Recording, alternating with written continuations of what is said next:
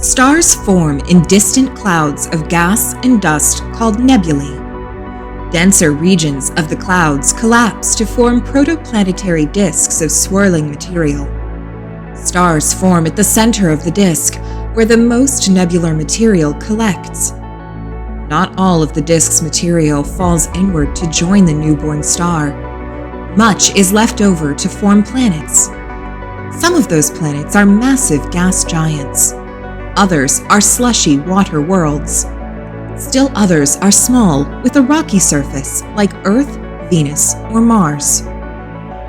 Planets that orbit other stars are called extrasolar planets, or exoplanets. Humans have only recently been able to build sensitive enough telescopes to detect these exoplanets. We find them in a variety of different ways.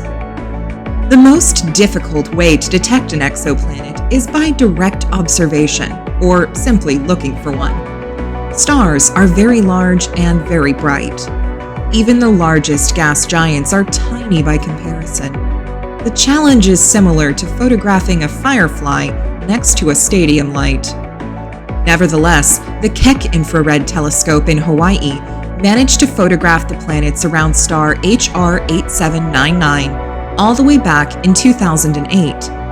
This exceptional star system contained 4 planets much larger than our Jupiter, orbiting very far from their star. It was the perfect combination of factors for a photograph, but the planets seen were not suitable for life as we know it. Detecting smaller, more Earth-like worlds with closer, faster orbits is more difficult. There are 2 main strategies astronomers use to see past the parent star's glare. The first strategy is to make use of the Doppler effect. That's the effect that makes a car engine sound higher when it drives towards you and lower when it drives away. Planets have gravity, and they pull on their stars just a little bit throughout their orbits. This makes starlight appear bluer when the star is moving towards you, and the planet is on the star's near side, and redder when the star is moving away and the planet dips behind. By measuring the light from a star carefully over time, astronomers can detect these tiny shifts. Astronomers can then create mathematical models to determine the nature of the object causing the star to dance around in space. If the object has a small mass, it is quite possibly a planet. The second strategy is to make use of the way that starlight appears to dim when something passes in front of it. Planets are very small compared to their stars, so stars may not seem to dim very much, but specialized telescopes, like TESS, the Transiting Exoplanet Survey Satellite, were designed to measure those tiny variations in brightness.